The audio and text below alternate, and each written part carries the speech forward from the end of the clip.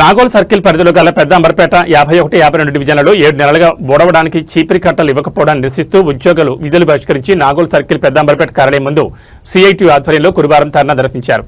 ఈ కార్యక్రమానికి హాజరైన సిపిఎం నాయకులు ఏర్పుల నరసింహ మాట్లాడుతూ గత 6 నెలలుగా ఊడ్చే చీపిరి కట్టలు ఇవ్వకపోవడం వల్ల మున్సిపల్ వర్కర్లు కొనుగోలు చేసి ఓడుస్తున్నారని, 7 నెలలుగా చీపిర్లు ఇవ్వకుండా నిర్లక్ష్యం చేస్తున్నారని సిఐటియు జిల్లా నాయకులు ఏర్పుల నరసింహ అన్నారు. గత 2 సంవత్సరాల నుంచి బాత్సబ్బులు, నూనెలు, డ్రెస్సులు, చెప్పులు, గ్లౌజులు, కొడవన్లు, పారలు, గంపలు, దంతెలు, గడ్డపారలు, కమ్మకత్తులు, పంజాలు వంటి పరికరాలు ఇవ్వడం లేదని, జవాన్లకు టీఏడీఏలు సైతం స్థానికంగా ఇవ్వకుండా ఇబ్బందులు గురిచేస్తున్నారని, పనిముట్లు, కనీస పని వస్తువులు వెంటనే ఇవ్వాలని డిమాండ్ చేశారు.